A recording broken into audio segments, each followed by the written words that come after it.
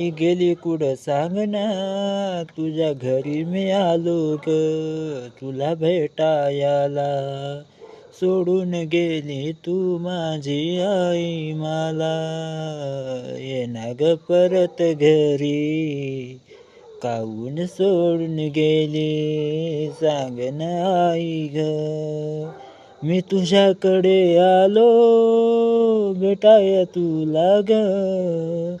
स्वप्नाची माया ग सोडून गेली तू मला आई.